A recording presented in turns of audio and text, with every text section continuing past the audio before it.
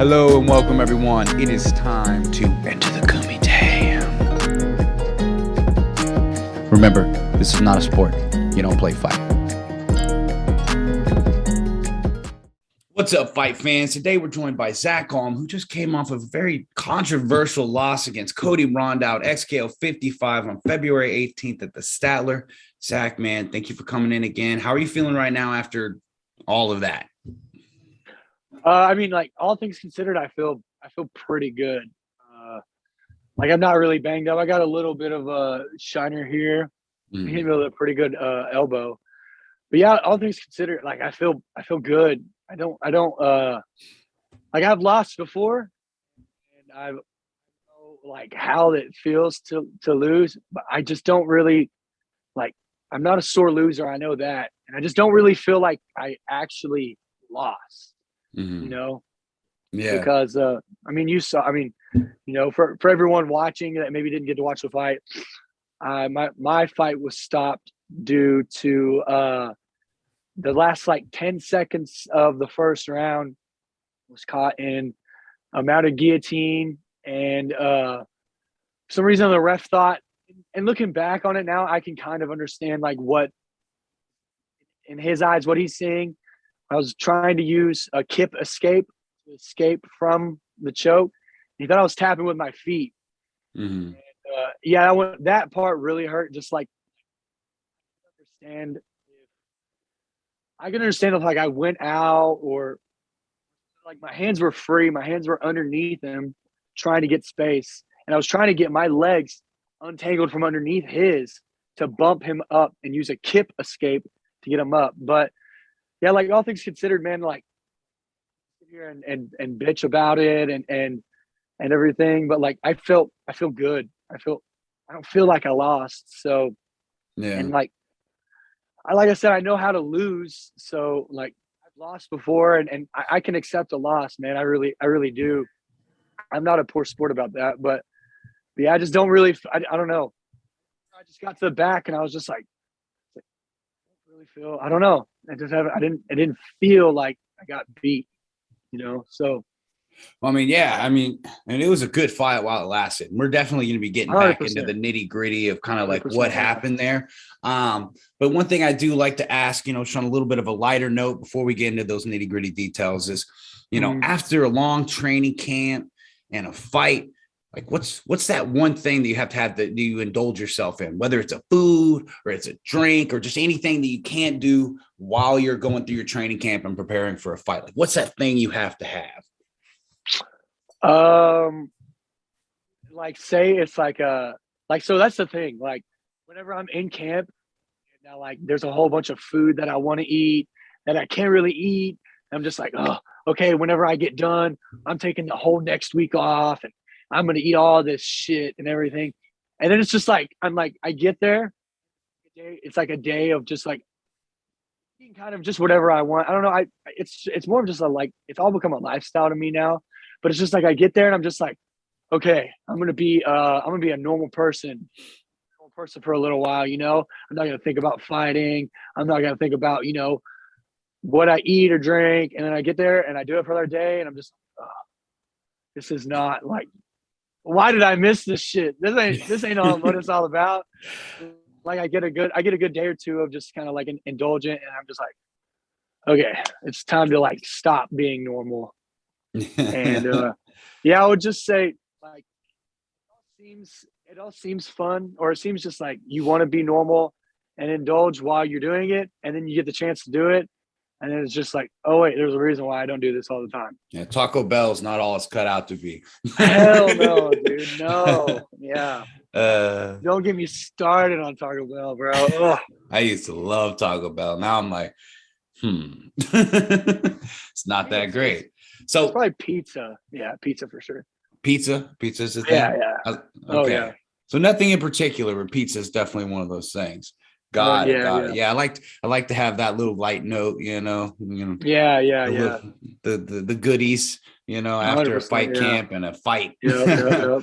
So getting into the nitty-gritty details now.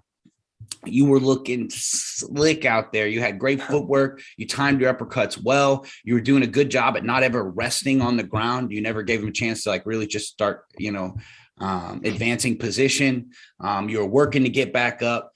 Did you get the impression that he was not wanting to stay on the feet with you? Yeah. Yes. I mean, I don't blame him, dude. He's got a wrestling background. He was like undefeated as an amateur. He comes from a camp that like their gym, they're known for having like pretty good MMA wrestling. I knew 100% that like that's what they were going to try to do is like get me down and wrap my neck up. So yeah, I mean that was really the game plan. The game plan was really just uh, it was just going to be let the first round unfold. Use my long distance strikes. No looping shots. Anything that I throw was going to be ones and twos, uppercuts down the middle. He was going to shoot. That's why a lot of my uppercuts I was trying to time because I could see his levels changing. And if you see, there's one good uppercut I hit him with as he's changing his level, and with a right uppercut as he was changing his level. And yeah, I knew that like that was going to be what he was.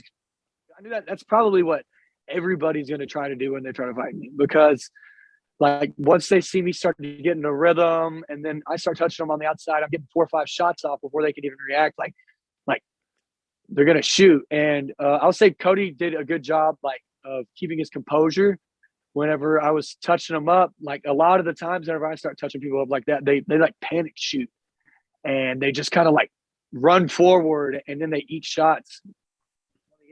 I think Cody kept his composure really well. Shots like that, not letting my 4 or 5 punch combinations really phase him, and still aggressive coming forward and everything. So yeah, I mean, I knew that they were going to try to take me down, and I was just going to work to get back up, because I'm a good grappler as well. So yeah, I took him down actually in one exchange, and yeah, I just know that like most of the time I'm going to be levels above everybody I fight on the feet.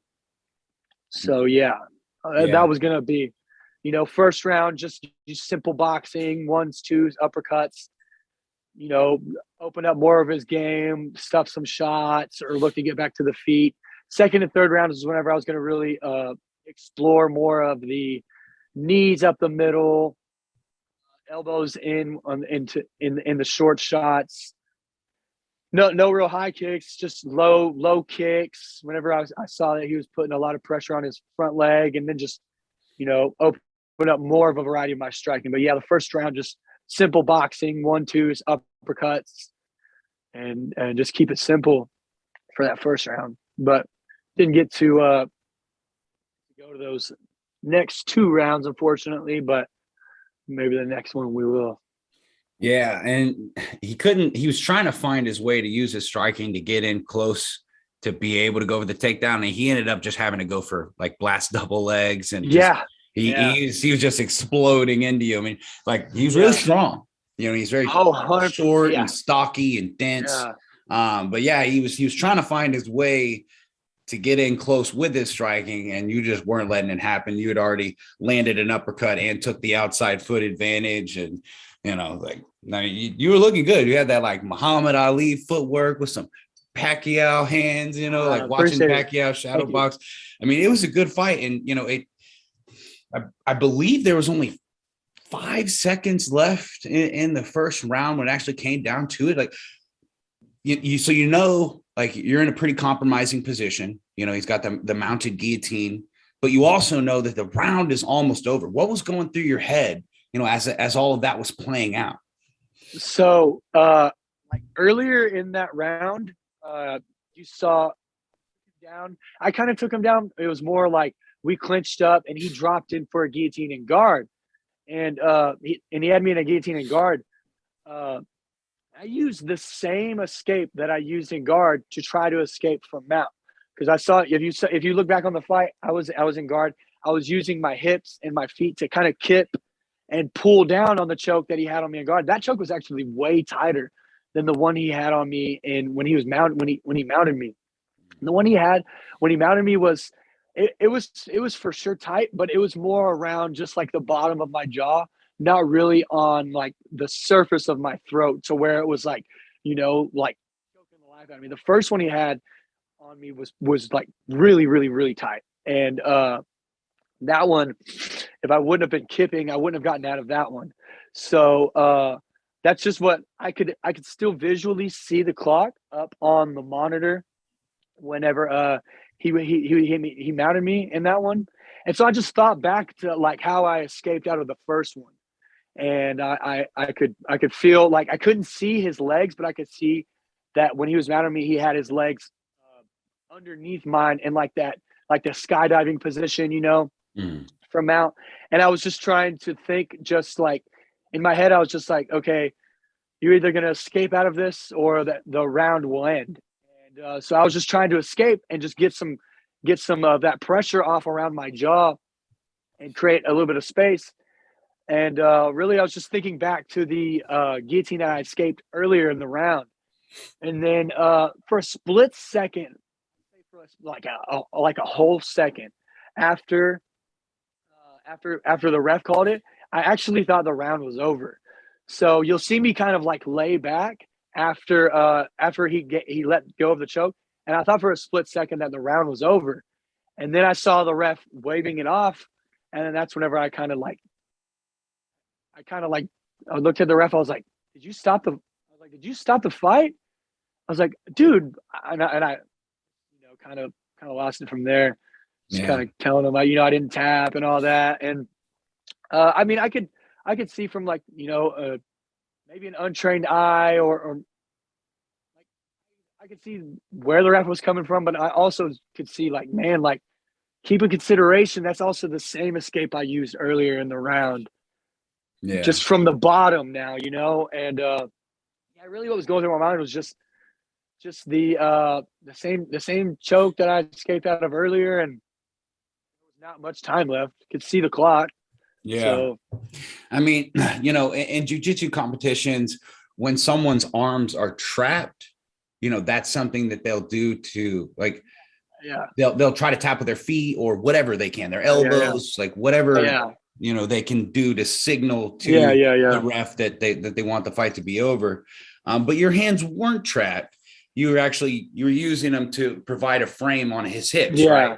And then you were trying to, because I couldn't see exactly what was going on because I was in that corner cage side. So I had to like look up at the screen, and I could see your legs kicking, and I didn't know if you were trying to rock, to kind of get that momentum, or if you were trying to tap with your legs. So, I mean, and the other thing about a fight, every second counts, and it's just such high intensity situations that, I mean, I could, like you said, like I could see why the ref would think that maybe you were trying to tap, but like you're saying, this is the kip escape, like framing on the hips, trying to rock it out. Yep, 100%. Like it's a tough situation. Yeah, man. Like I said, I could see where he's coming from as well, but also too, like if you just look back like 2 minutes earlier in the fight, I was using almost the same escape, just a different angle to escape out of the one that I was in there, which was tighter.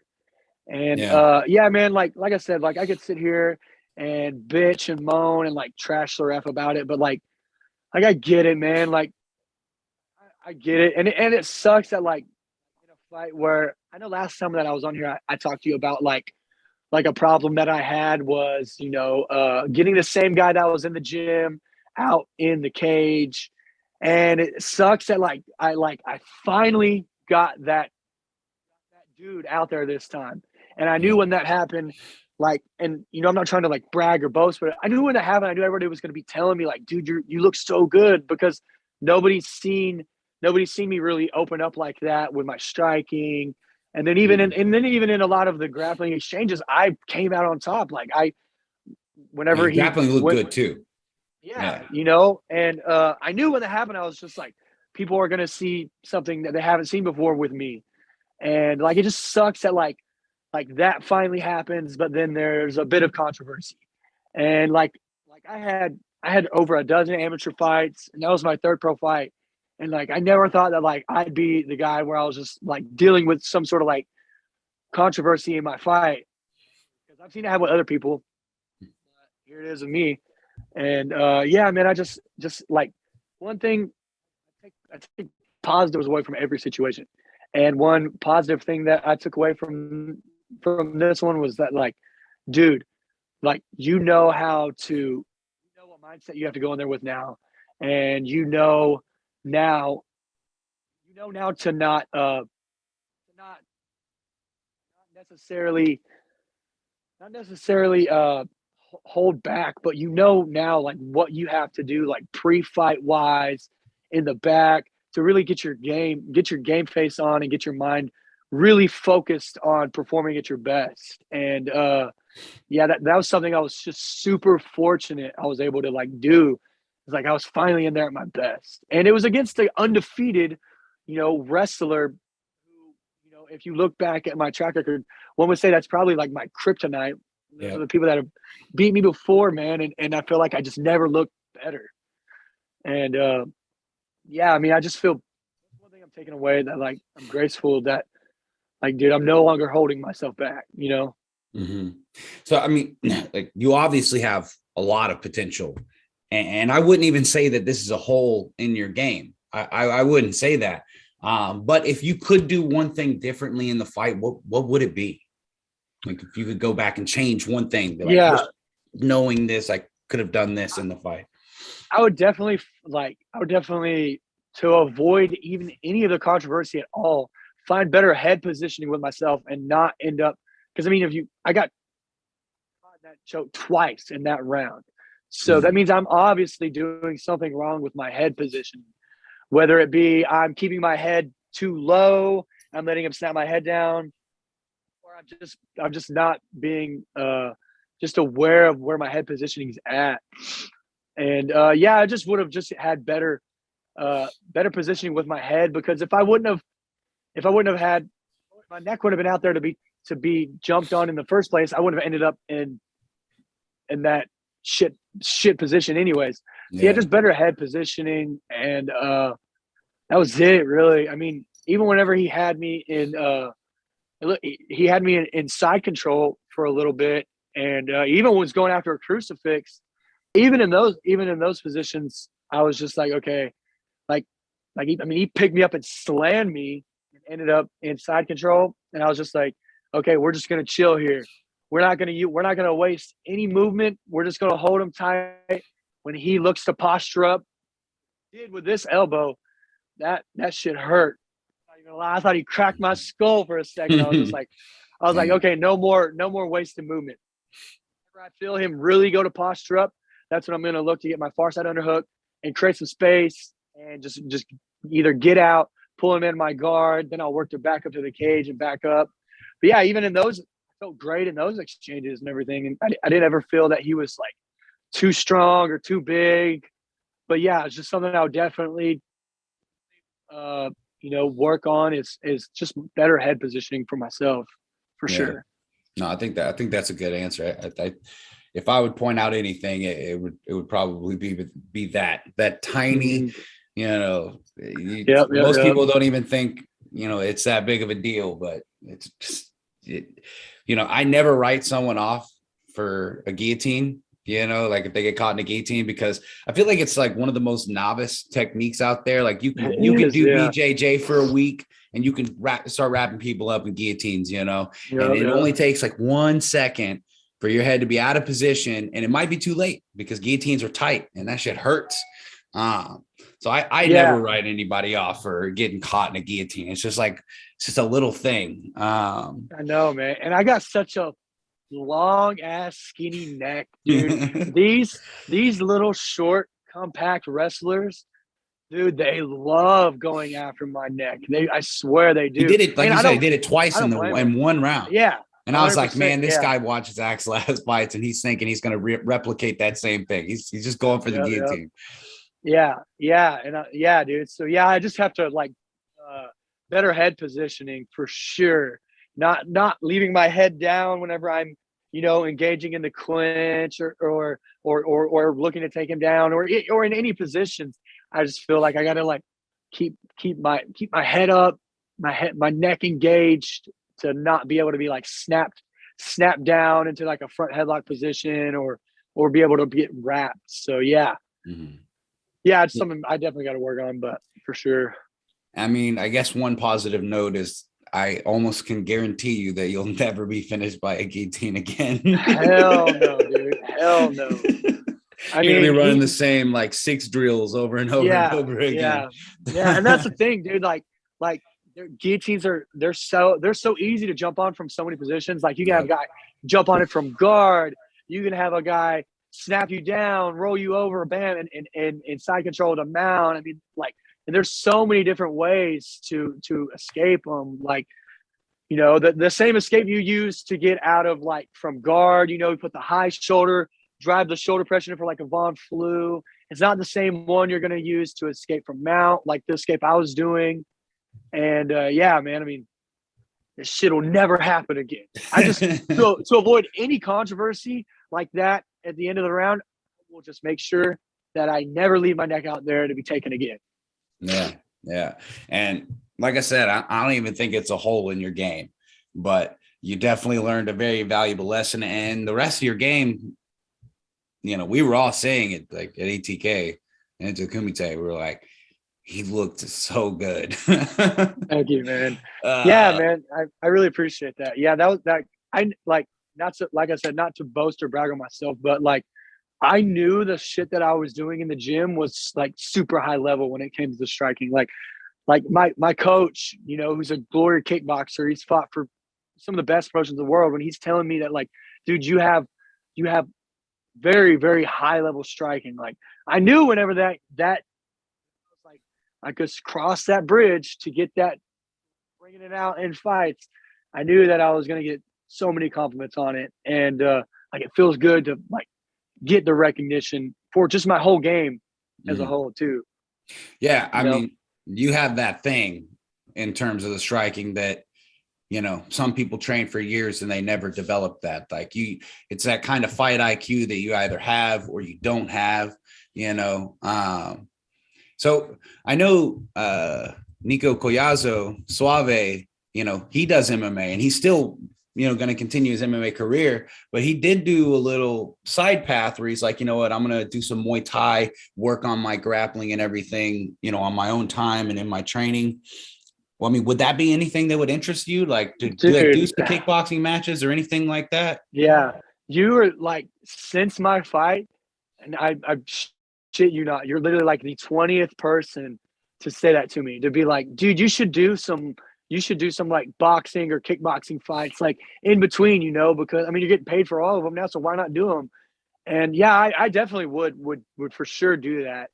But like, I definitely would. And it's definitely something I'm going to explore too, like on the side. But the way I look at that is just like, man, like what's the true passion? Where does your true heart lie? It doesn't just lie. Like, don't get me wrong. Like, I'm a striker at heart. When I watch film on guys, like I watch, the highest level of MMA striking guys and just see what they're doing, let it influence my style and go from there. Like, but whenever like I look at it and I'm just like, where's your heart? It's not just in boxing. It's not just in kickboxing. It's in MMA. So I feel like if I venture off to go down like, a kickboxing route, then I feel like if I'm going to kickbox, I'm going to have to devote more time to just kickboxing. Mm-hmm. And I feel like that's going to take away from areas of MMA where I could be growing. Whereas like, okay, usually, so say if I'm getting ready for an MMA fight and I go throughout my week and everything I spend, say it's like here lately, it's been spending about like 55-60% working on jiu-jitsu, a good, and then the rest, like the last like 50, or 25 has been wrestling and striking. Like my striking, I've just been training, I would say probably the least as of late, You know, I mean, obviously I do my movement stuff. Whenever I spar and everything, but I feel like if I'm gonna go and I'm gonna just strike, then I feel like I have to devote more time to just striking, and that's gonna take away from time that I could be developing even further in grappling Mhm. and in wrestling, jiu-jitsu as a whole. So, and maybe I could still do all of my MMA training, and maybe my striking's at a level to where, you know, especially like debut striking, I can still do very well. I don't know. Maybe I'm in my own head about it all too much. I don't know. I I mean, we really all have to don't be know. honest with ourselves. MMA is the apex of all Yeah. of it. It's all of it put together, no holes barred. So, I mean, I'm not saying that you should. I'm saying, you know, maybe that's something to consider. Nico Suave, he's still planning on coming back and doing MMA. He's just like, you know what, I'm just going to focus on my kickboxing. But, like you said, like you'd have to take away more time to increase your striking potential even more. And you're already more of a striker, Yeah. Yeah. So, if anything, it would be for the money. Yeah. Yeah. 100%, you know, and, yeah, I mean, for sure, But if this MMA shit doesn't work out,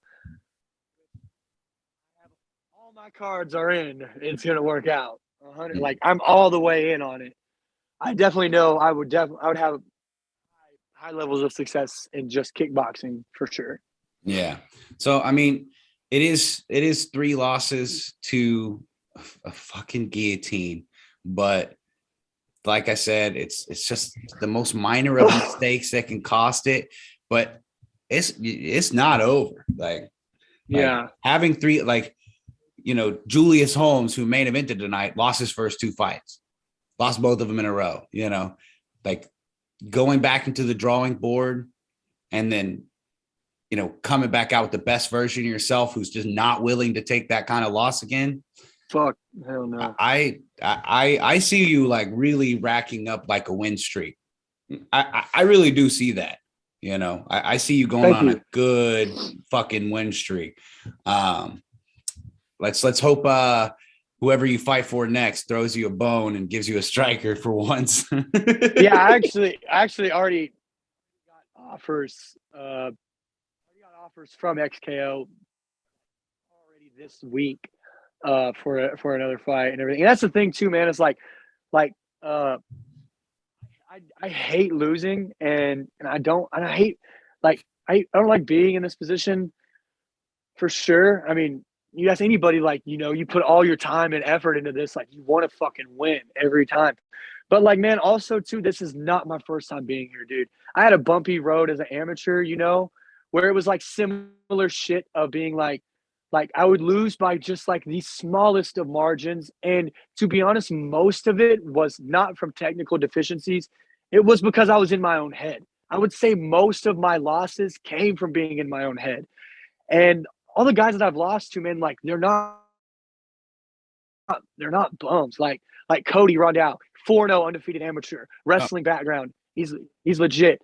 I mean, yeah. before him, Edgardo, which Ed is a training partner of his, who I have a ton of respect for. Like I mean, you know, he's like 2 or 3-0 as a pro now, and really good amateur fight. And to be honest, like I feel like that fight, and I'm not taking anything away from him, but in that fight, I was definitely in my own head for sure. Mhm. No excuses at all, but I like just there was a lot of stuff going on in my life that I just got in my own head about for that fight. And it sucks because I feel like me and Ed, the skill level we both have, it would have been a really good fight if I would have been there and like I was when I fought Cody.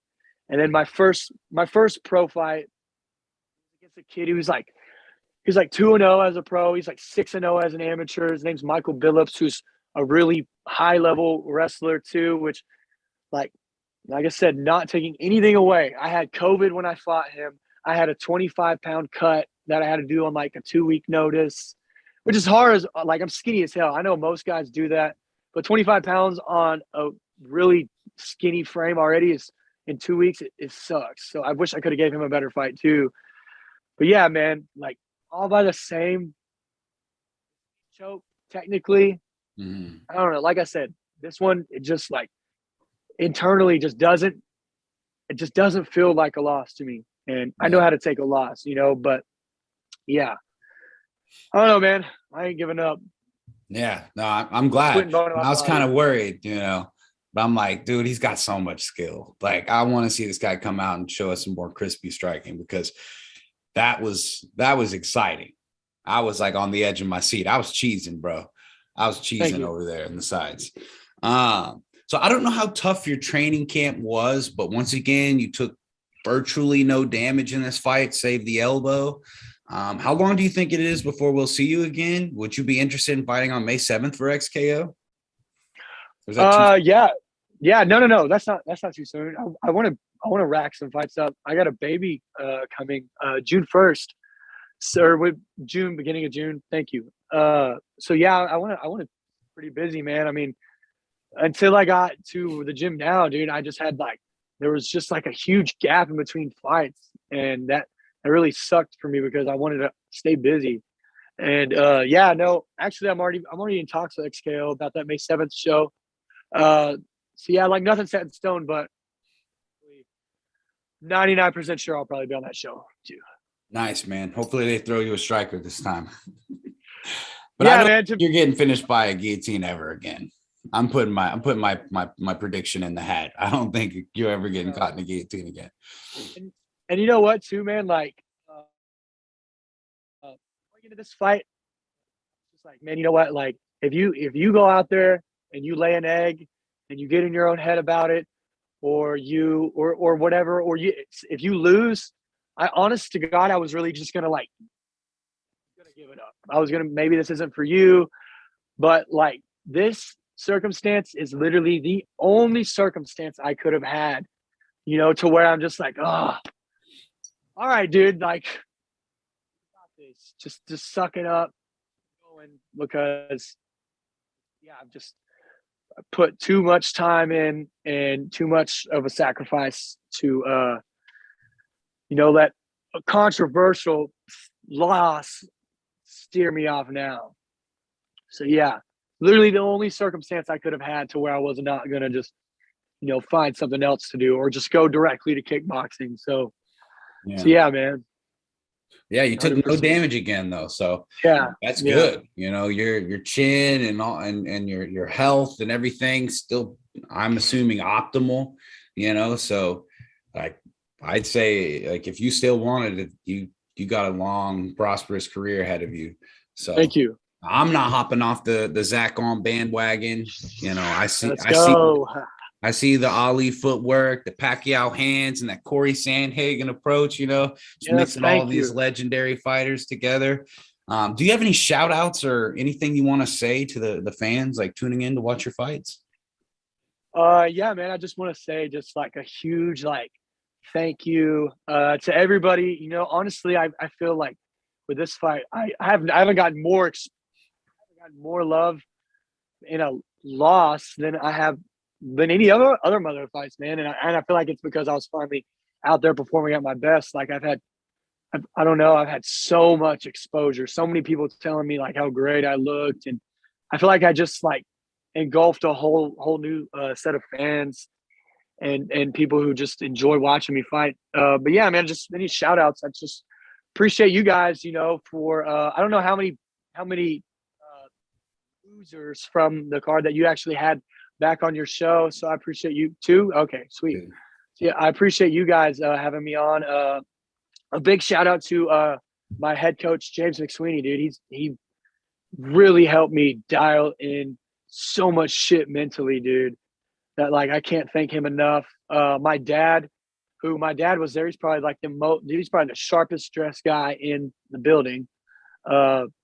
He helped me out a ton behind the scenes, driving me to weigh-ins, making sure, I got good fluids back in me afterwards, and just taking care of me, and then, my gym, my wonderful woman, Lauren, for just having my back and helping me out so much with the cut and making my food and everything. But yeah, man, just, it's about it, I would say. Yeah, man. Well, thanks for coming in, Zak. I know it's probably not easy coming in and talking with us, given the results, but thank you. If you still want this, then you will get it. 100%. I believe it in you, too. and I know a lot of people fucking believe in you. So Thank you. I would say take these early losses and these early experiences and fucking run with it, dude. And 100% I am, and man. bring your best, because your best is it is something different. And I'm not just stroking your ego here. Like, your striking and your grappling defense looked fucking awesome. So Thank you, man. if you want Really it, appreciate it. you can have it. If anybody missed out on the fights, remember, you can go back and you can watch it all at xko.tv. Remember, guys, this is not a sport. You don't play fight. Oops.